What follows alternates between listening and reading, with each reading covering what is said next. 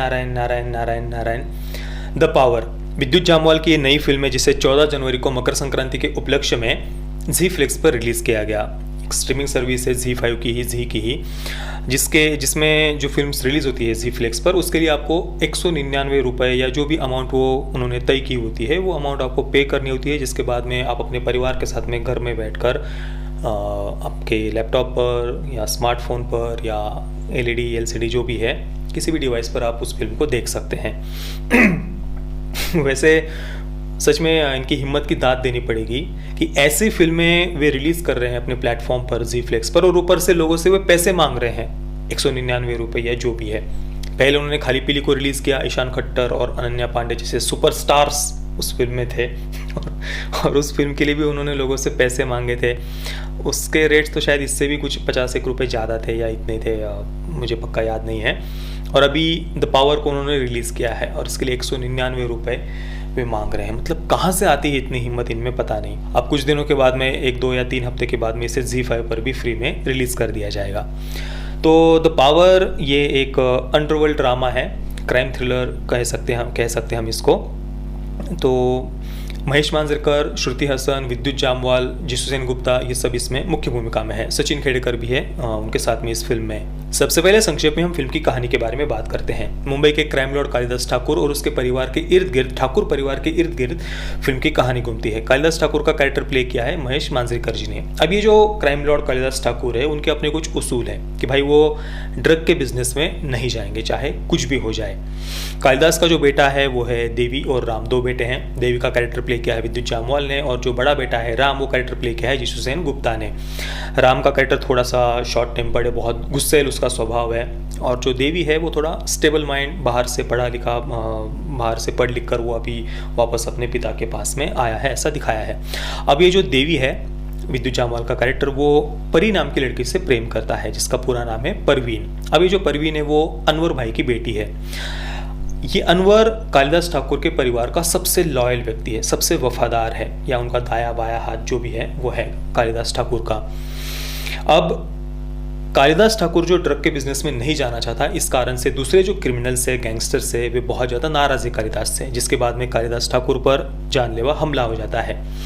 और ठाकुर परिवार के बीच में ही 1-2 ऐसे कैरेक्टर्स हैं जो इस परिवार को अंदर से तोड़ना चाहते हैं और इस पूरे क्राइम वर्ल्ड का कंट्रोल अपने हाथ में वो लेना चाहते हैं। अब ये जो ठाकुर परिवार के अंदर के जो गद्दार होते हैं वो इसका कालिदास ठाकुर पर जो हमला हुआ है उसका पूरा आरोप अनवर भाई पर डाल देते हैं। पर अनवर भाई तो सबसे ज़्यादा लॉयल और ईमानदार होते हैं इस परिवार के, पर फिर भी वो सबको कन्विंस कर देते हैं कि भाई ये हमला अनवर भाई ने ही किया है लालच में। अब इसके बाद में अनवर की हत्या हो जाती है।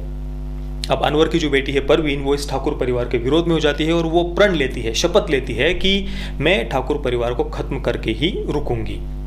अब इसके बाद में फिर परवीन अपने हाथ में बंदूक ले लेती है। दूसरे जो गैंगस्टर्स है, क्रिमिनल्स है, जिनमें सबसे प्रमुख जो कैरेक्टर है वो है सचिन खेड़ेकर जी का राणा का कैरेक्टर, जो इस कालिदास ठाकुर के गद्दी पर बैठना चाहता है, पूरे क्राइम वर्ल्ड को अपने हाथ में लेना चाहता है। इसके अलावा एक डिकोस्टा वगैरह ऐसे भी कुछ दूसरे क्रिमिनल्स फिल्म में दिखाए गए हैं। तो ये कुल मिलाकर पूरी फिल्म की कहानी है, गैंग वॉर वगैरह। उसके अलावा एक सिंपल सा जीवन जीने वाली एक लड़की जो अपने हाथ में बंदूक उठा लेती है, परवीन जो कैरेक्टर श्रुति हसन ने प्ले किया है, जो ठाकुर परिवार को अभी खत्म करना चाहती है। ये पूरी इस फिल्म की कहानी है। देखिए, सबसे पहली बात तो इस फिल्म की कहानी में कुछ भी नयापन नहीं है। जब आप इस फिल्म को देख रहे होंगे तो आपको बहुत सारी अलग अलग फिल्मों की याद आ जाएगी कि यार ये पार्ट तो इस फिल्म से कॉपी किया हुआ लगता है, ये पार्ट फलानी फलानी फिल्म से कॉपी किया हुआ लगता है। कुछ भी फिल्म की कहानी में एक तो नयापन नहीं है। दूसरी बात, एक बहुत ही पुराने स्टाइल में बनाई गई फिल्म है। ऐसा लगता है जैसे हम कुछ 20, 25, 30 वर्ष पुरानी कोई क्रिमिनल कोई अंडरवर्ल्ड ड्रामा पर आधारित फिल्म हम देख रहे हैं 20-25 वर्ष पहले की। इस प्रकार से बहुत पुराने स्टाइल में बनाई गई फिल्म है। टेक्निकली भी जो कैमरा वर्क वगैरह है वो भी हमें कहीं पर भी फिल्म में इम्प्रेस नहीं करता है। जहाँ पर ये पूरा फिल्म को शूट किया गया है, जिस घर में जो कालिदास ठाकुर के परिवार की जो हवेली वगैरह दिखाई है, कहीं पर भी पूरा एक व्यू भी हमें नहीं मिलता कि भाई फिल्म के जो सेट्स है, लोकेशन है, उनको हम ठीक से देख पाए। तो कैमरा वर्क भी फिल्म में हमें कहीं पर भी ज़्यादा कुछ खास ऐसा इम्प्रेस नहीं करता है। इसके अलावा फिल्म की कहानी बहुत सारी जगहों पर हमें इलॉजिकल लगती है। खासतौर पर परी और देवी, इन दोनों के बीच की जो प्रेम कहानी दिखाई है वो इस फिल्म का सबसे इलॉजिकल पार्ट था। यानी शुरुआत में तो देवी और परी एक दूसरे से बहुत ज़्यादा प्रेम करते हैं, ये दिखाया गया है। पर बाद में जब कालिदास ठाकुर पर हमला हो जाता है तो देवी अचानक से परी से बात करना ही बंद कर देता है, जिसके पीछे कोई भी वैलिड रीज़न ही नहीं दिया गया कि भाई बात क्यों बंद कर रहे हो। जो आपको कुछ गलत फहमी दिखानी है उन दोनों कैरेक्टर्स के बीच में, तो उस गलत फहमी के पीछे कुछ एक वैलिड रीज़न तो दिखाओ, जो एक व्यूअर के, एक दर्शक के गले के नीचे उतर तो पाए, कुछ हजम तो हो पाए। वो हजम ही नहीं हो पाती हमें वो बात कि भाई देवी बात क्यों नहीं कर रहा, एक बार फ़ोन करके हम बात कर लेते, सारा कन्फ्यूजन क्लियर कर देते। इसके अलावा भी फिल्म की कई सारी ऐसी बातें हैं जो बिल्कुल ही तर्कहीन लगती है। फिल्म पूरे 2.5 घंटे की है, कुल मिलाकर 2 घंटे और 34 मिनट की है, पर इतनी लंबी फिल्म होते हुए भी जो मुंबई का क्राइम वर्ल्ड है उसे प्रॉपर फिल्म में डेवलप नहीं किया गया। इसके अलावा जो कालिदास ठाकुर का परिवार है उसके बैकग्राउंड को समझाने के लिए फिल्म की शुरुआत में हमें एक छोटा सा फ्लैशबैक दिखाया गया है, पर उस फ्लैशबैक के बाद में सीधे फिल्म 18-20 वर्ष आगे बढ़ जाती है। पर इस बीच में ठाकुर परिवार के साथ में क्या हुआ, कैसे क्राइम वर्ल्ड में उन्होंने आगे क्या क्या किया, या फिर जो देवी का कैरेक्टर है उसके और परी के बीच में ये लव स्टोरी कब शुरू हुई, कैसे शुरू हुई, इस बीच में कोई भी फिल्म में हमें जानकारी नहीं दी गई। पर फिर भी फिल्म 2.5 घंटे की। अब इस 2.5 घंटे में ऐसा कुछ भी प्रॉपर फिल्म में कोई कहानी हो या कोई उद्देश्य हो, ऐसा हमें लगता ही नहीं। एक समय के बाद में फिल्म बिल्कुल ही उद्देश्यहीन लगने लग जाती है। उसके साथ में ही फिल्म पूरी तरीके से प्रिडिक्टेबल थी।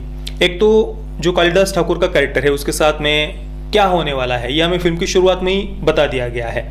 उस कारण से वो जो एक डर अंदर होता है ना भाई कि किसी कैरेक्टर के साथ में अब क्या होगा क्या नहीं होगा, वो जिएगा या मरेगा, वो एक डर अंदर रहता ही नहीं, क्योंकि उसके साथ में क्या होने वाला है वो तो आपने फिल्म की शुरुआत के ओपनिंग सीन में ही दिखा दिया है।